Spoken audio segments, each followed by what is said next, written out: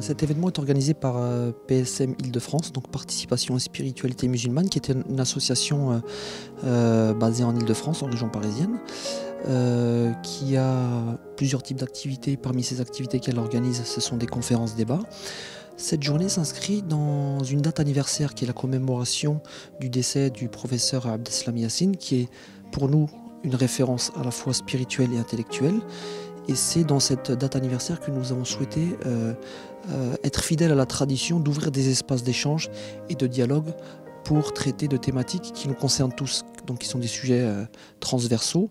Nous avons choisi pour cette année la question du changement, donc l'homme au cœur du changement, puisque cette question s'inscrit tout simplement dans un cadre de crise générale, qui n'est pas que économique ou politique, c'est une crise de l'homme, c'est une crise des valeurs qui est communément ressentie par tout le monde au sein de la société. Alors je pense que la thématique se prête bien aux soucis qui habitaient le professeur et l'imam Abdeslam Yassine, que Dieu le prenne en miséricorde, parce qu'il a fondé toute sa vie à vouloir changer cet être humain, le changement dans le sens de le libérer.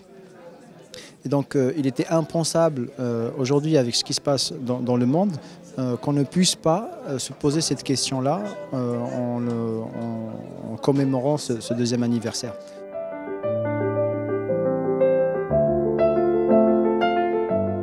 Cette journée très riche, ou plutôt cet après-midi qu'on vient de passer dans cette enceinte, était très riche et je dirais à l'image de l'homme et de la grandeur de l'homme. Ça reflète cette richesse des débats et d'échanges, et la richesse des interventions était le reflet de la richesse de la pensée de l'homme.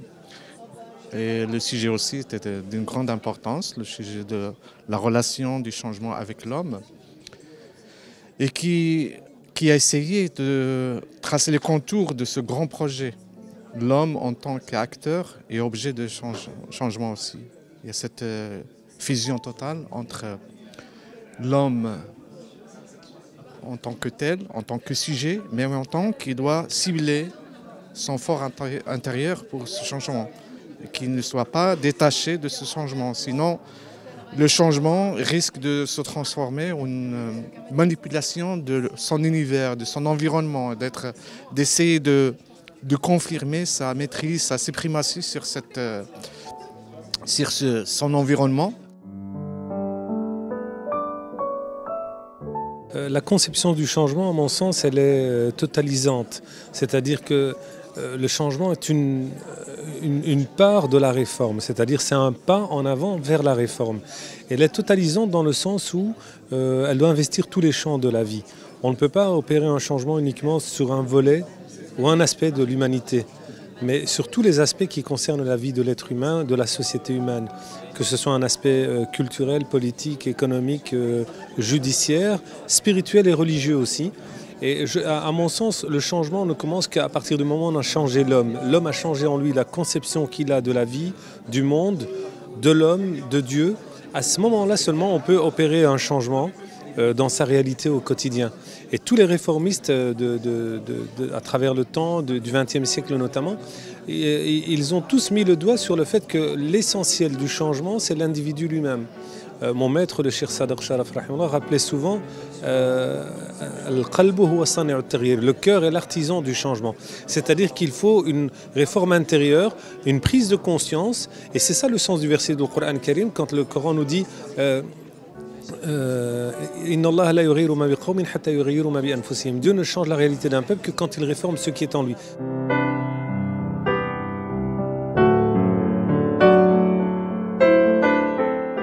C'est très complexe parce que nous sommes dans un contexte actuel qui est généralisé au niveau mondial de perte de bien-être, de perte de valeur. Et on sent la tristesse, on sent ce vide en chaque être humain. Et la meilleure façon, je pense, de partager ces visions de changement, c'est commencer à incarner les valeurs dont nous sommes porteuses et simplement recréer du lien. Recréer du lien, ça passe par des gestes, recréer de la confiance, avoir un comportement qui génère de l'affection, qui génère de l'empathie, qui génère aussi de l'amour. Moi, je revendique le fait de parler d'amour dans un monde où on ne parle justement que marchandises, consommation, finances, et que finalement, quand on revient au cœur de ce qu'ils font des êtres humains, dans leur dignité, qui est leur cœur, on arrive à toucher des gens et finalement à créer des ponts et des passerelles qui font que des gens, au-delà de leurs différences et de leurs divergences d'intérêts, vont s'asseoir autour d'une même table pour recommencer à rêver et à rêver au meilleur pour tous les êtres humains de cette planète.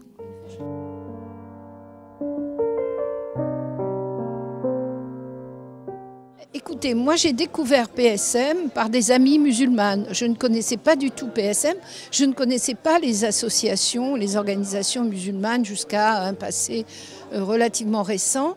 Enfin, je connaissais de nom, mais je n'avais pas de contact. Là, je suis rentrée en contact avec PSM par mon engagement contre l'islamophobie en France, pour le droit des musulmans et notamment des musulmanes. Et c'est vrai que ce qui m'a beaucoup frappé, ce qui me frappe toujours dans PSM, c'est d'abord une atmosphère que je qualifierais de bienveillante et d'accueillante, mais également un courage intellectuel. C'est-à-dire que je trouve qu'à PSM, il y a une véritable volonté de poser toutes les questions, de ne pas éviter les questions qui se posent dans la société. Et je trouve ça tout à fait remarquable. Voilà, donc une bienveillance, une ouverture d'esprit et une forme d'engagement, au moins des personnes que je connais qui sont à PSM.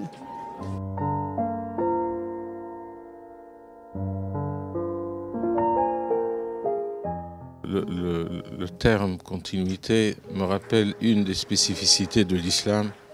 L'islam est une religion de continuité. L'islam n'est pas une religion de rupture. Et d'ailleurs, dans notre foi musulmane, nous croyons en tant que musulmans à tous les messagers envoyés par Dieu, à tous les livres qui viennent révéler sur ces prophètes d'Allah subhanahu wa ta'ala, y compris également dans le travail de réforme du mouvement réformiste depuis le début de l'islam. Il y a eu toujours cette continuité entre les différents savants de l'islam, les réformateurs, les savants musulmans. Chacun peut-être il va mettre l'accent sur un principe ou sur un fondement plus que d'autres, mais je pense que dans l'ensemble, ils sont dans une seule et même lignée. Et si on prend l'exemple précis de Cheikh Abdeslam Yassine rahimahullah, qui est venu effectivement avec cette pensée de réforme, il s'inscrit également dans cette lignée des réformateurs musulmans contemporains, avec tout l'intérêt ou toute l'insistance sur la question spirituelle, sur l'homme, effectivement. C'est une occasion très importante de commémorer la deuxième anniversaire de professeur et Cheikh Abdeslam Yassine, qui parle essentiellement de l'homme et comment changer l'homme et l'essence de l'homme pour pouvoir changer la société. Et son axe majeur que Cheikh Abdeslam Yassine alayhi rahmatullah a travaillé et a parlé, et on a inspiré tous cette flamme qui nous guide aujourd'hui vers une pensée vraiment libre pour pouvoir nous changer, pour pouvoir changer nos sociétés. Donc cette journée elle se voulait commémorative avant tout, donc pour nous rappeler l'homme qu'était Abdeslam Yassine et surtout se rappeler quelle a été son œuvre et sa pensée dont on s'inspire dans PSM pour définir nos axes de travail. Mais au lieu d'être intimiste et interne, on a voulu qu'elle soit partagée avec nos partenaires musulmans et non musulmans pour construire ensemble cette dynamique de changement de la société pour un changement de l'être humain que l'on est en train d'entreprendre en France. Donc c'est pour cela qu'on a voulu inviter les représentants des différentes associations musulmanes nationales en France, des recteurs de mosquées et des partenaires non musulmans avec lesquels PSM travaille au quotidien sur des questions citoyennes ou des questions internationales de justice.